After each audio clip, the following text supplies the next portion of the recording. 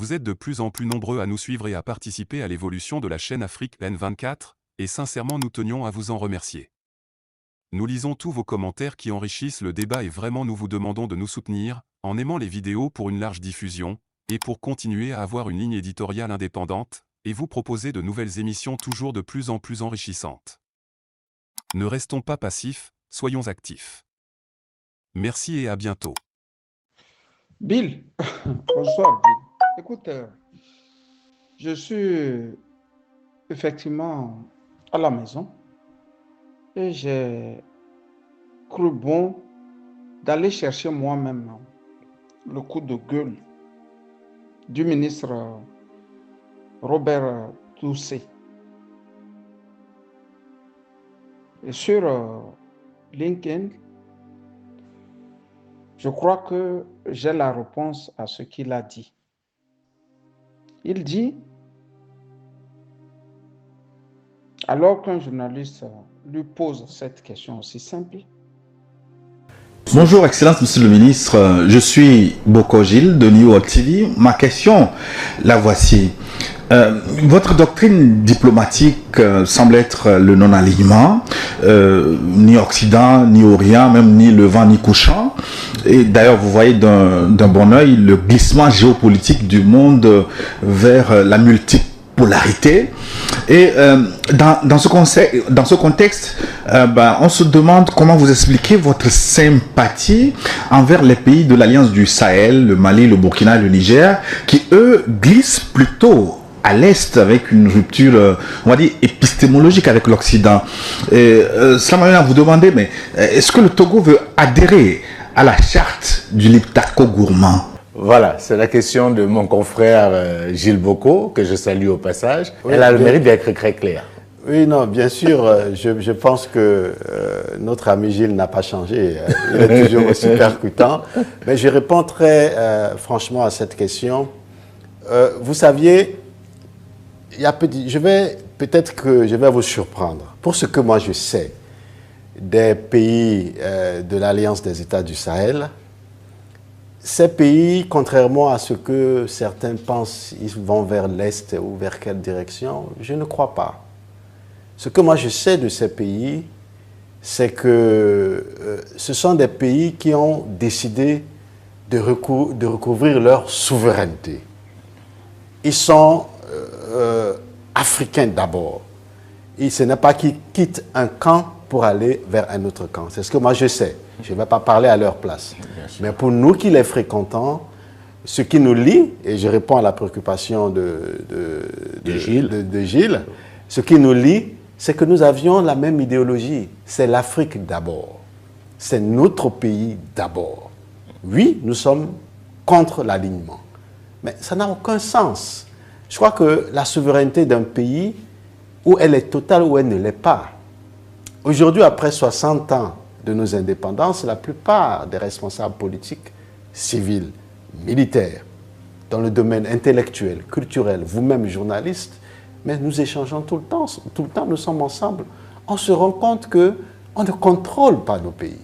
Donc quand on a la chance d'avoir, à un moment, des pays qui ont pris conscience de ça et qui veulent se prendre en charge, il faut les soutenir. Et c'est ce que nous sommes en train de faire. Donc, nous sommes proches de ces pays parce que nous sommes dans une même vision, celle de nos pays et de l'Afrique d'abord. C'est pourquoi nous disons que nous sommes africains. Et quand nous parlons des langues, nous parlons de l'africanophonie. Parce que c'est nous-mêmes. Ce qui nous détermine aujourd'hui, c'est parce que nous sommes africains. On ne peut pas s'affirmer parce que nous gouvernons nos pays en sous-traitance par quelqu'un d'autre. On s'affirme parce que nous sommes dans un pays et point, c'est tout. Alors vous avez utilisé une expression, vous êtes proche de ce pays-là. Alors jusqu'à quel point êtes-vous proche? Pour revenir à la question de Gilles Boko, est-ce qu'on peut imaginer le Togo rejoindre l'AES? Pour moi, ce n'est pas impossible, mais c'est la décision du président de la République, d'abord, et c'est la décision également du Parlement togolais. Nous avions des institutions togolaises, nous avions la présidence de la République, comme vous le saviez aujourd'hui. Nous mutons vers la 5e République, nous avions le Parlement. Si le Parlement décide que le Togo puisse rejoindre les pays de l'AES, pourquoi le Togo ne le ferait pas? On le fera. Mais je vais vous surprendre. Demandez aux populations togolaises. les Togolaises et les Togolais lambda. Si le Togo veut rentrer dans l'AES, vous allez voir leur réponse. Je vous dirais qu'ils vous diront oui. C'est un bel exercice. Je vais vous prendre au mot. Plus de 70%, ils vous diront oui. Je vais vous parce prendre qu'aujourd'hui, oui, bien sûr. Parce qu'aujourd'hui, que ce soit au Togo, au Bénin, en Côte d'Ivoire, en Guinée, au Cameroun, en Afrique du Sud, partout, les peuples africains veulent être eux-mêmes. Quand vous nous voyez, nous ne sommes contre personne. Nous le disons sans cesse. Nous voulons être nous-mêmes. Mais le problème, c'est que certains de nos partenaires veulent que nous soyons à leur service. Nous disons non.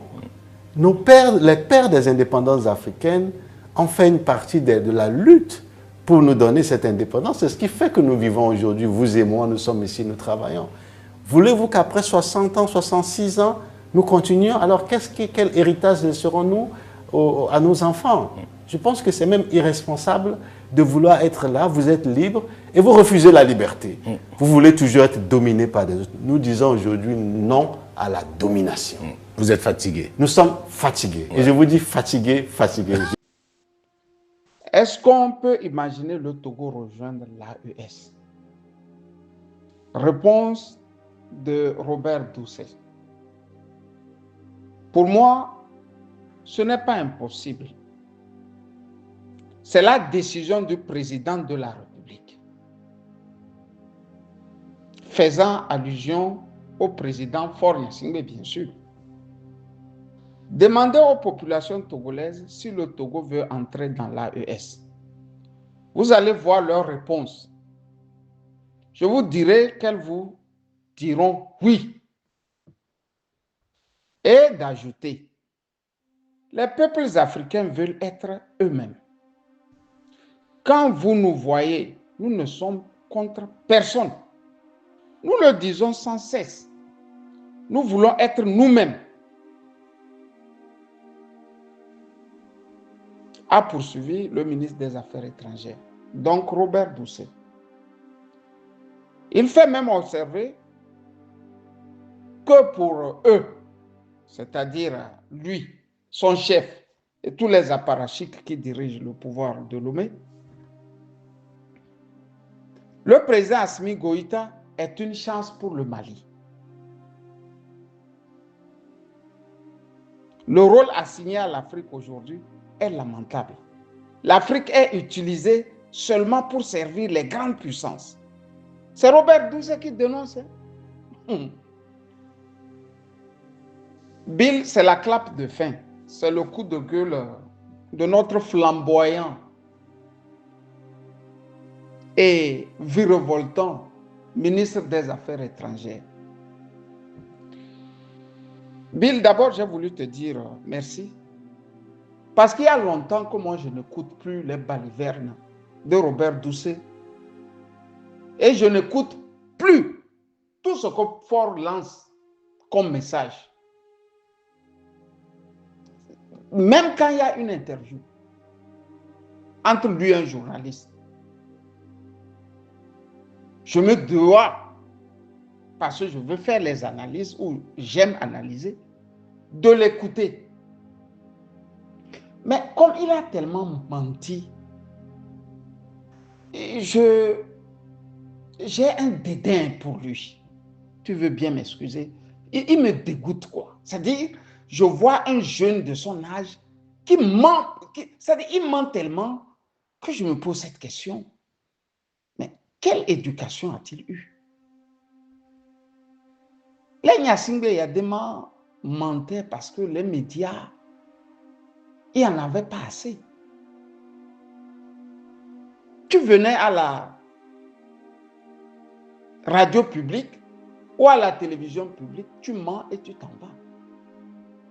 À la limite, RFI peut reprendre tes mensonges pour quelques secondes. Et les mensonges là ne te traquent pas au fait, tout au long de ta vie. Parce que les choses étaient faites de sorte que, bon, les médias étaient seulement entre les mains de quelques personnalités. Mais à l'ère d'Internet, il arrive de voir Faure Gnassingbé assis en train de mentir, quoi. Pêle-mêle, Bill. Je te rappelle qu'après avoir tué les Togolais, il a été le premier à aller à Tapami et a dit plus jamais ça. On ne doit plus voir ça sur la terre de nos aïeux. Plus de massacres, plus de tueries. Bill, tu as vu combien sont décédés après ce discours à Tapami? Il faut totaliser des morts inutiles, des morts gratuites, c'est-à-dire des morts, sincèrement, qui n'ont pas lieu d'être, quoi, au fait.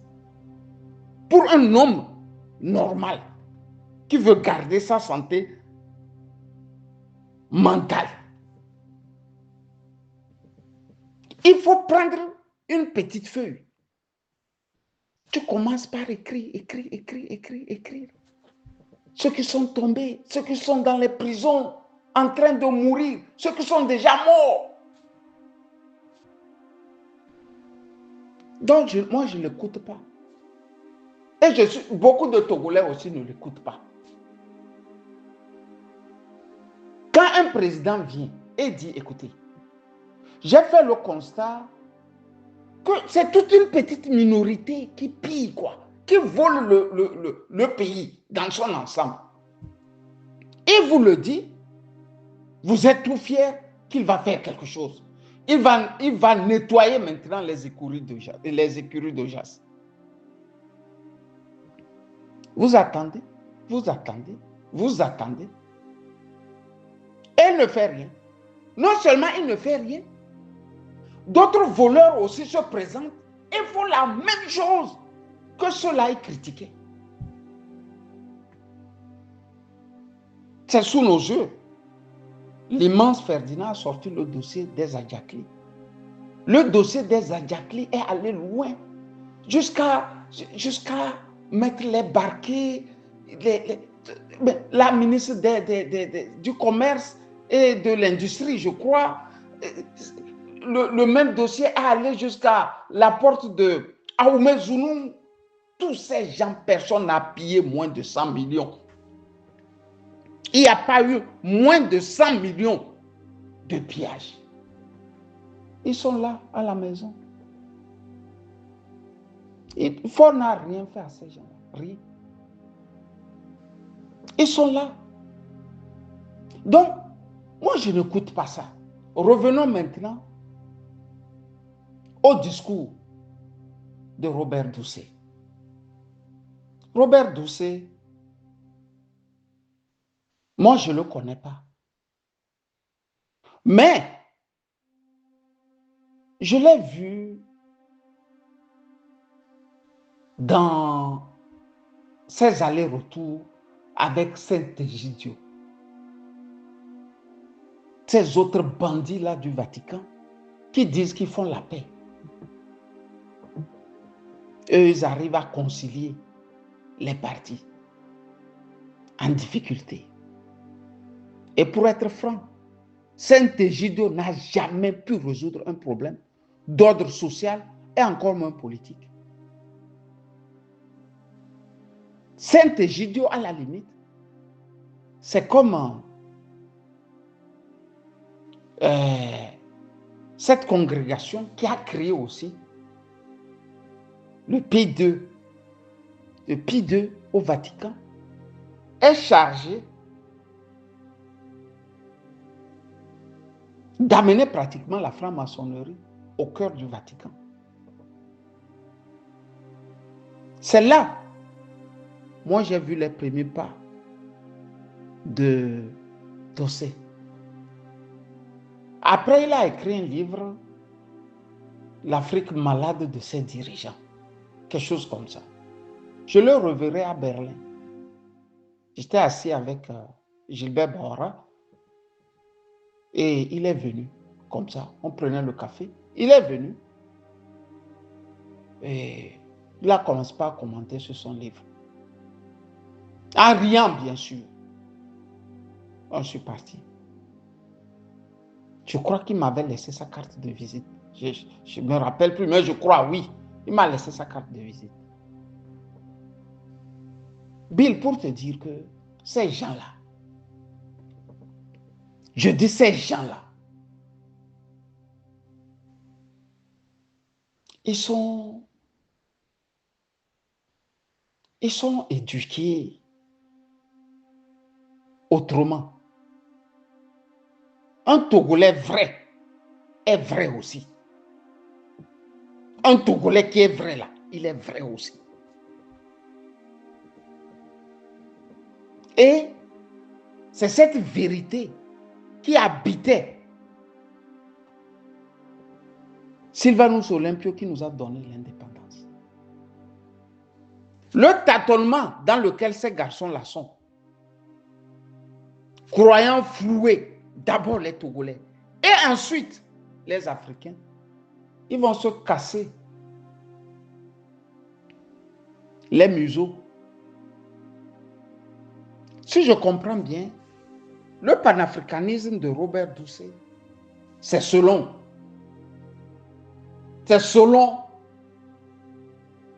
là où le vent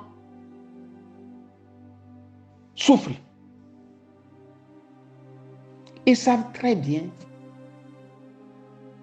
qu'actuellement l'AES est une confédération dans laquelle il devient pratiquement impossible de faire des coups d'État.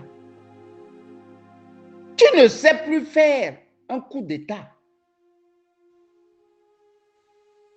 au Mali, au Niger et au Burkina. Parce que tu fais le coup d'État le matin, dans les 3 heures, tu es sûr d'être encerclé par les autres. Faure Gnassingbé aussi sait qu'il est sur un fil de rasoir. Il ne tient que sur un fil. Faure Gnassingbé le sait. Il sait que au XXIe siècle, il ne va pas pouvoir prospérer dans le banditisme d'État qui sont en train de régir. Tu as dit en passant que ils sont en train de changer un régime en un régime parlementaire. Lui étant bien sûr le président du conseil, c'est-à-dire un président à vie. C'est pour ça qu'il court dans tous les sens. D'abord, ce Robert Doucet avait dit qu'il va faire une grande conférence qui réunit les panafricanistes du monde entier. Il n'a pas pu le faire. Mais le budget qui lui a été alloué pour faire ces va-et-vient, il ne nous a jamais dit ce budget-là. Est-ce qu'il a retourné tout dans les caisses de l'État? C'est de ça qu'il s'agit. Actuellement, ils sont plus que coincés. Autant ils n'ont pas fait une éducation panafricaine au milieu des Togolais, autant aussi ils n'ont pas pris soin de dire aux Togolais que nous allons passer d'un régime à un autre. Ils sont allés nuitamment, ils sont passés d'un régime à un autre. Et maintenant, il nous dit que tous les Togolais sont d'accord pour passer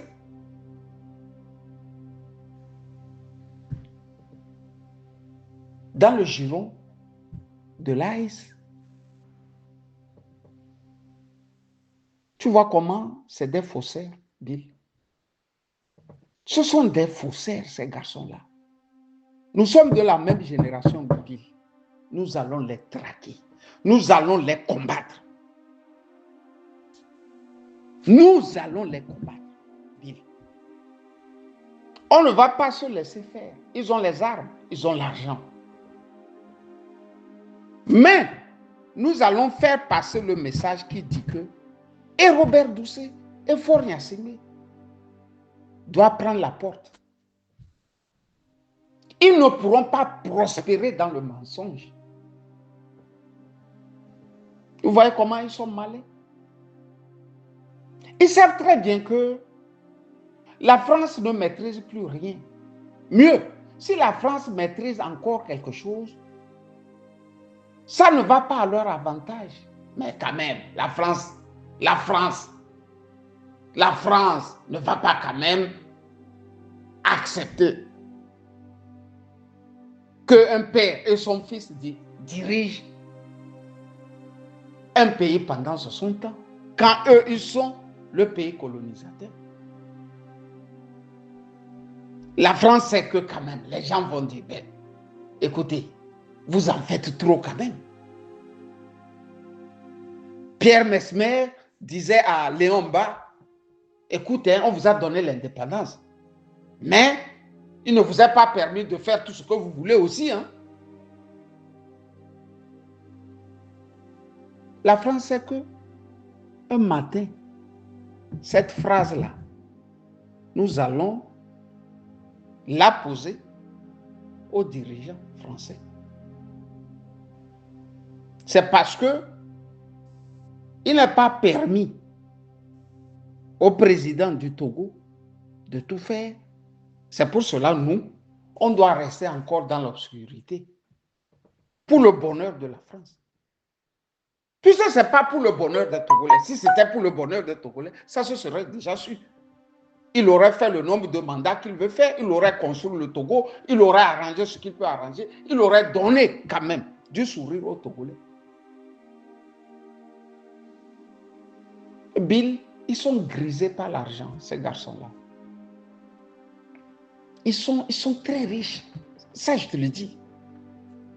Qui s'appelle Robert Doucet, qui s'appelle Faure Gnassingbé, qui s'appelle Gilbert Bawara, qui s'appelle toute la ribambelle là. Les venus d'Europe là, qui sont allés s'ajouter aux anciens voleurs là.